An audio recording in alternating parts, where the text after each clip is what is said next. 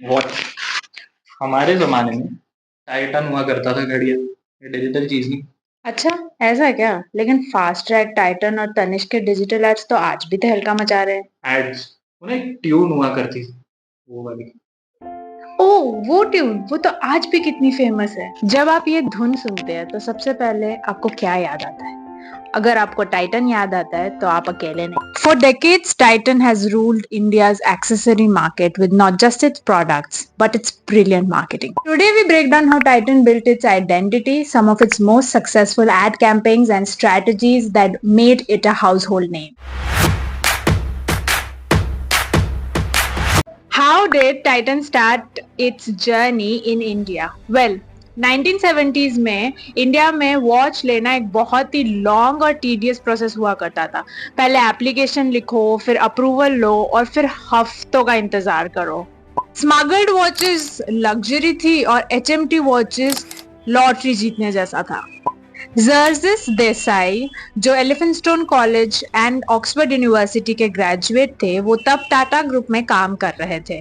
उन्होंने जेआरडी टाटा को एक प्रपोजल दिया कि इंडिया को एक प्रीमियम वॉच ब्रांड की जरूरत है और ऐसा लॉन्च करना बहुत अच्छा होगा, बट ब्यूरोक्रेसी की वजह से ये प्रोजेक्ट डिले हो गया। राजीव गांधी के सरकार आने के बाद टाइटन का प्रोजेक्ट फिर से वापस आया।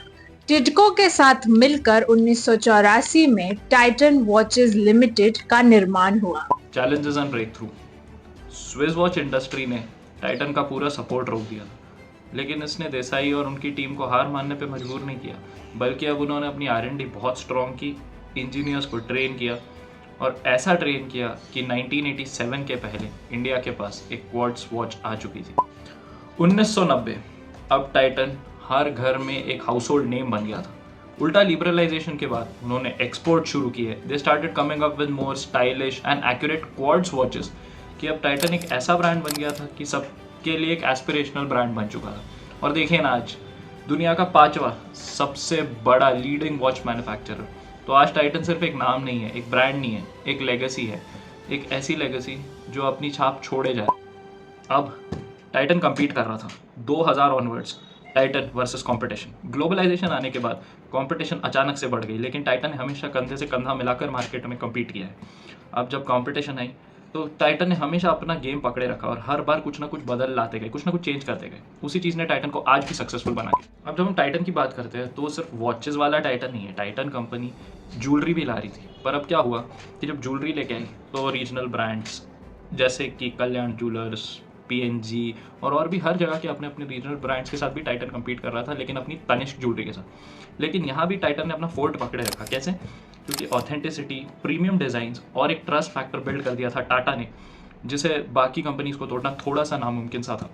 अगर बात करें केवल वॉचेस और वेरेबल्स की, तो international brands like swatch, Casio और भी कितने सारी कंपनियां आ रही थी इंडिया में जो अपने वेरेबल्स और वॉचेस लॉन्च कर रही थी यूथ के लिए। लेकिन अब टाइटन ने इन्हें भी compete करना और इनके साथ भी कंधा मिलाना शुरू किया। कैसे?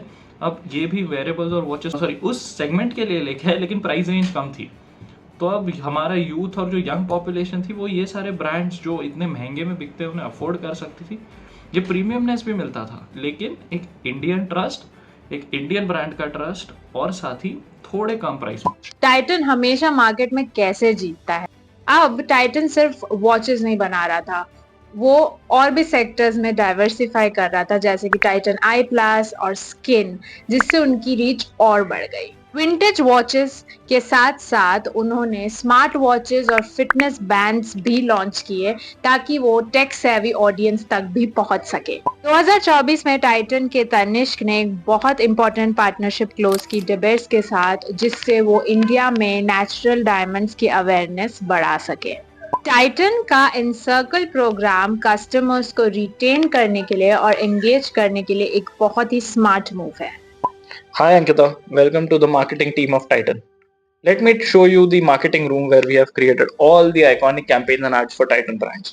Wow, sir, I've been a big fan of Titan campaigns and can't wait to see more of it. तो चलो। Now talking about marketing campaigns and ads. वो टाइटन की ट्यून वो तो आप सभी को याद होगी, मामा, नाना, चाचा, काका, फूफा, पापा, आप। सभी रिलेट कर सकते हैं, क्योंकि वो ट्यून थी द लेजेंडरी मोजार्ट की, जिसे टाइटन ने यूज़ किया था to create a sense of timelessness and classicness जो उन्हें दिखाना था, ताकि नॉस्टैल्जिया के मोमेंट्स को सिग्निफाई कर सकता था वो चीज़, ताकि ये ट्यून अब हर इंसान को अक्रॉस जनरेशन, ये ट्यून तो कोई ना कोई पहचानता ही है कि ये टाइटन की ट्यून है। Unlike traditional jewelry brands, Tanishq positioned itself as a progressive, modern brand. Campaigns focused more on independent women, remarriage, and interfaith marriages, breaking societal norms. It has always positioned itself as a bold, rebellious brand, which actually most of the Gen Zs and a few millennials still today at heart are. And even the next generation for Gen Alpha, they are coming up with similar campaign and watches. Now talking about that, when it came to Titan, Titan wanted to create a brand recall across generations.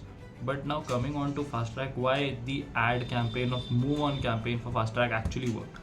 Now with Fast Track, what they wanted to do was they wanted to come up with a brand for Gen Zs as well as a few aspirational millennials who would understand the urban slang, bold visuals, as well as fast-paced storytelling, just to position Fast Track not as a brand but as an attitude. The campaign was very relatable to the dynamic lifestyles of the younger audience, highlighting the versatility of Skin 24/7 collection. By showcasing fragrances which is suitable for different moments throughout the day, it positioned Skin as an integral part of daily routines. Titan की सबसे बड़ी खासियत है उसकी sonic branding. जब लोग Titan का धुन सुनते हैं तो वो इंस्टेंटली समझ जाते हैं कि हाँ, ये टाइटन का प्रोडक्ट है। This tune is very synonymous to the brand and it evokes a sense of familiarity and nostalgia among their audience. Even without visuals, just hearing the tune reminds people of Titan, a testament to its brand recall power. So, Titan has used several brand endorsements to improve its credibility and trust. Say for example, Amir Khan's campaign focused on reliability and trust, while Deepika Padukone brought aspiration and elegance to the brand, while other celebrities like Katrina Kaif and Farhan Akhtar helped position Titan as a lifestyle statement. The digital evolution, embracing the future. Titan's marketing is not only deep rooted in tradition, but they have also brilliantly adapted to the digital age. Now, how? They have leveraged social media to engage with younger audiences. They have also collaborated with influencers for more relatable and organic marketing. Now, use of storytelling to create more brand immersive experiences, and then through campaigns like Her Life, Her Choice for Tanishq, and even other digital short films, they have tried to establish or have strengthened their emotional connection with younger audiences and audiences, especially or online. Titan's marketing tells a lot that a brand is not just about a product, it is an emotion. By blending nostalgia, strong storytelling, strategic positioning, and digital adaptability, it has built a brand that people don't just buy, they believe in it. Even today, in 2025, the Titan company will keep on evolving their marketing strategies to gain a competitive edge in an already overcrowded market. Currently, Titan's products are present in over 40 countries with over 7,000 points of sale and serving over 380,000 customers internationally. The company's retail presence spread out to Middle East, Southeast Asia and the US. So for instance, in the Middle East, the Titan designs are mostly kept in mind by keeping the aesthetic sensibilities which prevail in the region in mind, which actually relate, and the local customers actually understand what they are trying to say. Since 1970s to 2025, Titan has come a long way. Through its marketing strategies, an Indian brand has managed to create its position in the international market. If you like this video, make sure to Subscribe and also hit that bell icon so that every time we upload, you get a notification.